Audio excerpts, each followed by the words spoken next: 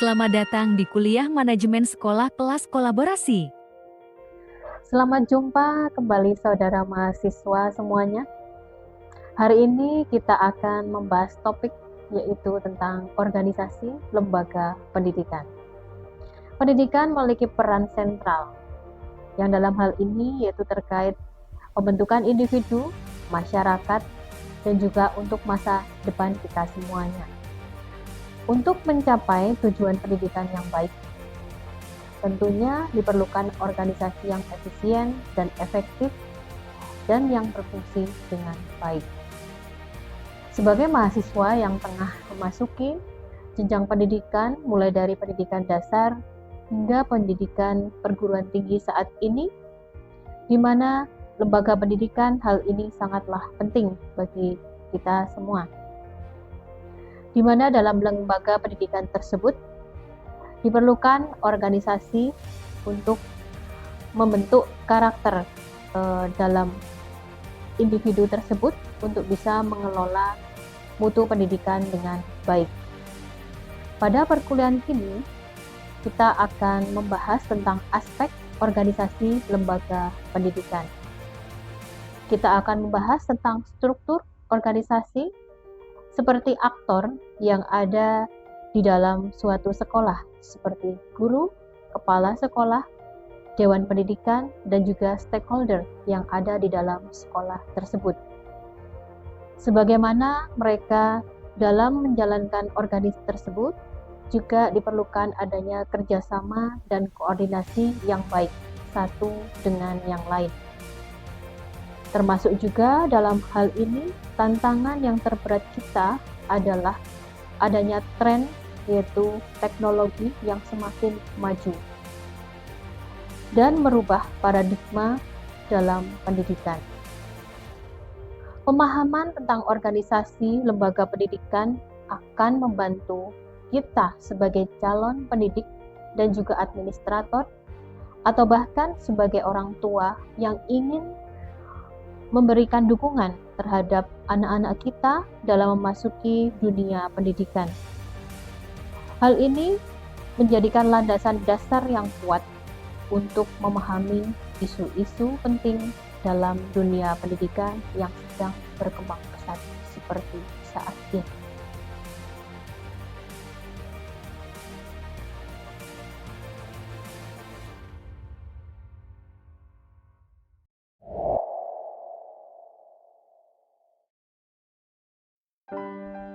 Ya, baik saudara mahasiswa, kita lanjutkan kembali bahwasanya di dalam stakeholder pada sebuah sekolah terdapat tugas-tugas pokok yang harus dilakukan.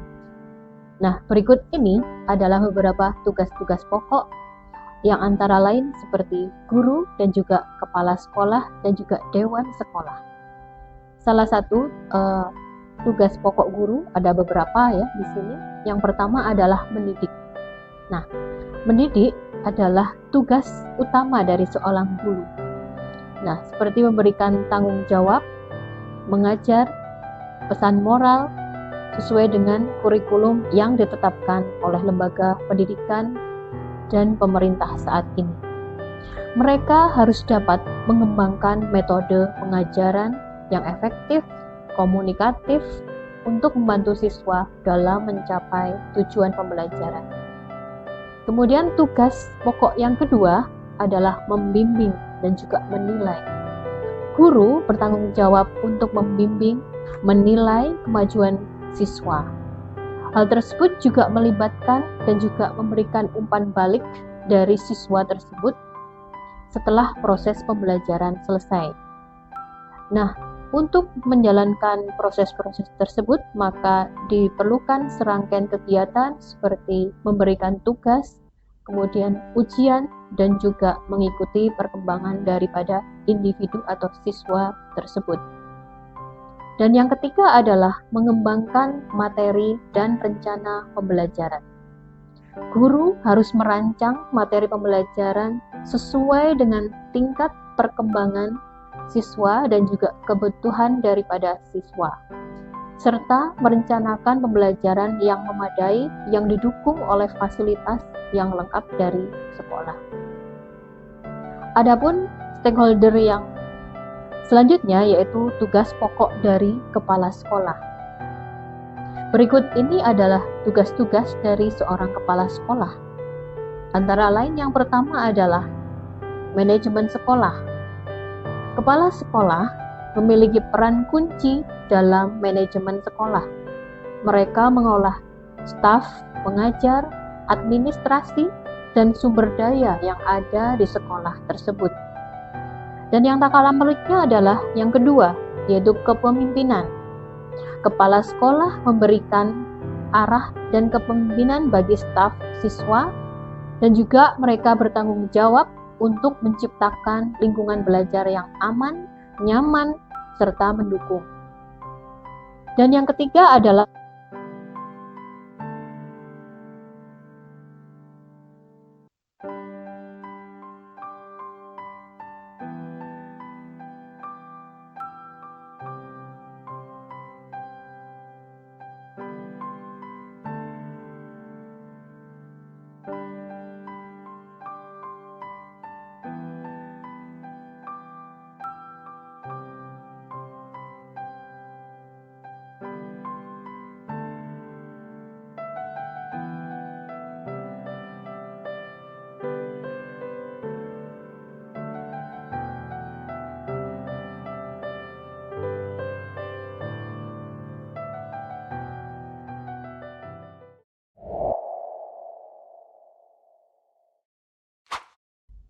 ya, baiklah, pada pembahasan selanjutnya adalah tugas pokok Dewan Pendidikan.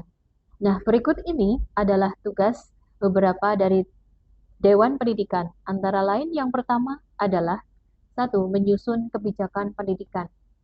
Dewan Pendidikan memiliki peran penting dalam merumuskan kebijakan pendidikan yang mempengaruhi lembaga pendidikan di tingkat lokal maupun regional. Yang kedua adalah anggaran dan juga sumber daya. Mereka bertanggung jawab untuk menentukan anggaran dan mengalokasikan sumber daya untuk mendukung operasi sekolah, termasuk pembayaran gaji guru, perbaikan fasilitas, dan program pendidikan yang lain.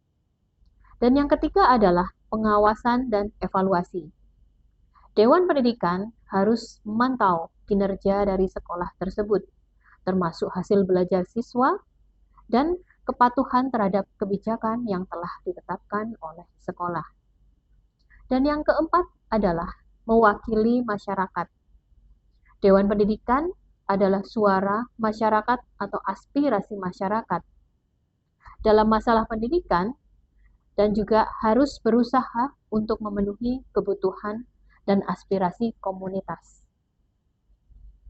Dan bagaimanakah mereka semua bekerja sama, baik itu kepala sekolah, guru, dan juga Dewan Pendidikan?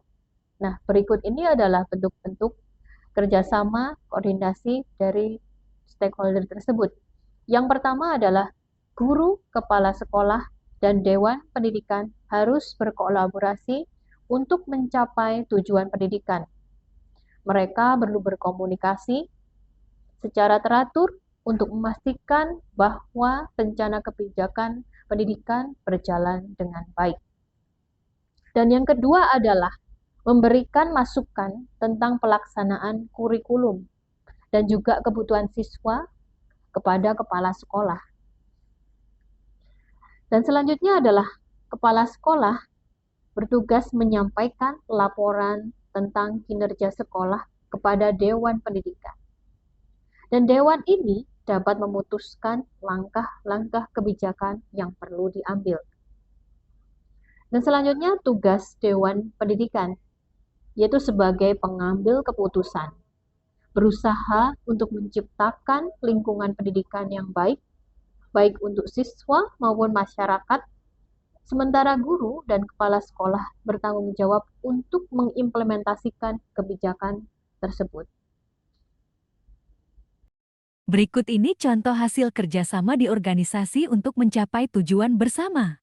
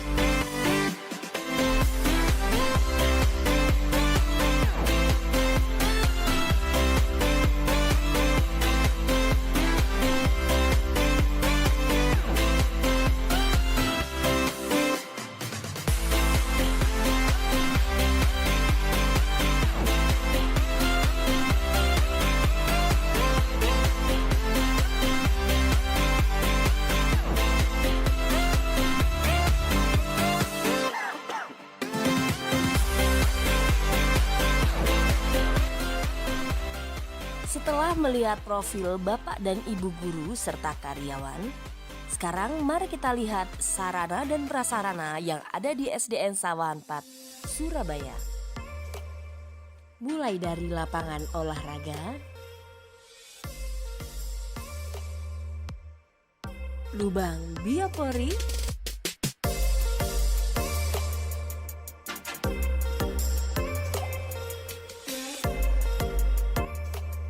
dan vertical garden.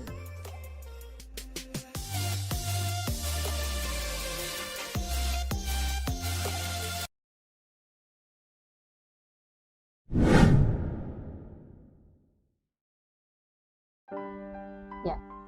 Selain bekerja sama dengan baik di antara stakeholder yang ada di dalam sekolah tersebut, kita juga dihadapkan dengan tantangan dan tren terkini.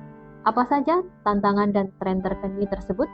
Yang pertama adalah tantangannya seperti kurangnya sumber daya, kesenjangan pendidikan, dan perubahan demografi siswa dapat mempengaruhi lembaga pendidikan tersebut. Dan yang kedua adalah integrasi teknologi dalam pembelajaran, pendidikan berbasis kompetensi, inklusi pendidikan, dan pembelajaran jarak jauh. Dan yang ketiga adalah teknologi mempengaruhi cara guru mengajar dan siswa belajar. Dan ini memerlukan pengembangan keterampilan baru dalam pengajaran dan juga pembelajaran. Dan yang terakhir adalah perubahan paradigma pendidikan yang mengedepankan pemecahan masalah, kreativitas, dan keterampilan abad 21 yang juga dalam hal ini akan mempengaruhi cara lembaga pendidikan diorganisasikan dan beroperasi.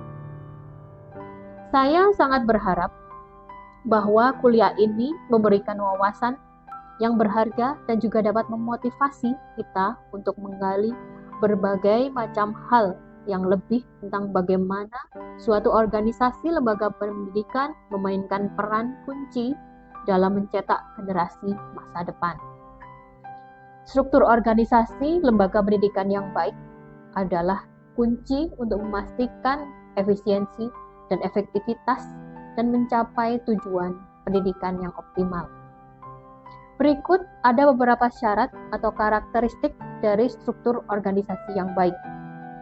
Yang pertama adalah tujuan yang jelas.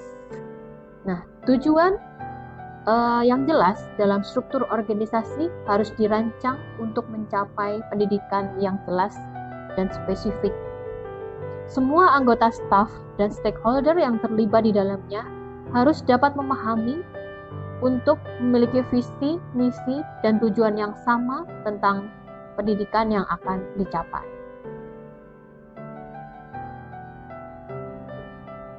Dan yang kedua adalah keterbukaan dan juga transparansi. Struktur organisasi harus transparan dalam hal pengambilan keputusan, kebijakan, dan juga alokasi sumber daya. Informasi harus tersedia untuk semua pihak yang terlibat, termasuk guru, siswa, orang tua, dan juga dewan pendidikan. Dan yang ketiga adalah komunikasi yang efektif. Komunikasi harus berjalan dengan lancar di seluruh tingkat organisasi. Anggota staf, siswa harus memiliki akses yang baik untuk dapat berbicara dan juga mendengar, sehingga masalah dapat diidentifikasi dan diselesaikan dengan cepat. Yang keempat adalah struktur hierarkis yang tepat. Struktur organisasi harus memiliki hierarki yang jelas sesuai dengan ukuran dan kompleksitas lembaga pendidikan. Hal ini harus memungkinkan pengambilan keputusan yang efisien dan koordinasi yang baik. Dan yang kelima adalah pembagian tugas dan tanggung jawab yang jelas. Setiap anggota staf harus tahu apa yang diharapkan dari dirinya, sehingga pembagian tugas dan tanggung jawab tersebut dapat membantu mencegah adanya tumpang tindih antara ketidakjelasan dalam pelaksanaan tugas. Dan yang keenam adalah fleksibilitas dan adaptabilitas. Struktur organisasi harus dapat beradaptasi dengan perubahan dalam dunia pendidikan.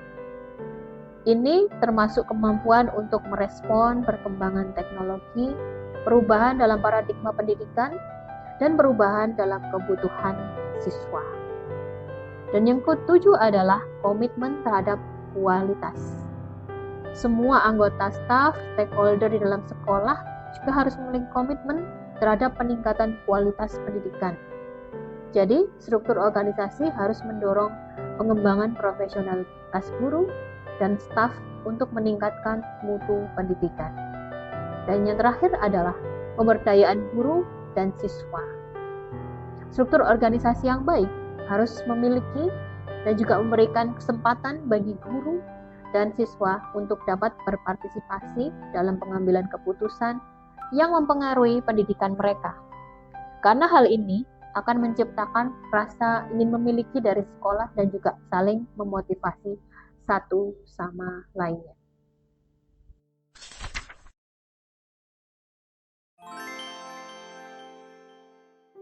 Ya, bagaimana saudara mahasiswa dalam pembahasan hari ini? Apakah sudah bisa dipahami? Bila kita tarik pembahasan pada hari ini adalah bahwa organisasi lembaga pendidikan memiliki peran penting dalam mencapai tujuan pendidikan yang berkualitas. Pendidikan memiliki peran sentral dalam pembentukan individu, masyarakat, dan juga sebagai orang yang akan menaungi dalam dunia pendidikan tersebut. Sehingga diperlukan organisasi yang efisien dan juga berfungsi dengan baik untuk mengoptimalkan proses pendidikan. Selain itu, peran tanggung jawab utama dari guru, kepala sekolah, dan dewan pendidikan dalam konteks lembaga pendidikan, mereka harus bisa bekerja sama, berkoordinasi dengan baik untuk mencapai tujuan pendidikan dan juga memastikan pelaksanaan kurikulum berjalan dengan baik. Dan tantangan serta tren saat ini dalam organisasi lembaga pendidikan juga telah kita bahas. Ini termasuk masalah seperti kurangnya sumber daya, perubahan paradigma pendidikan, dan integrasi teknologi dalam pembelajaran. Nah, sebagai mahasiswa, pemahaman tentang isu-isu saat ini sangatlah penting untuk mempersiapkan diri dalam berkontribusi pada dunia pendidikan yang sedang berkembang pesat seperti saat ini.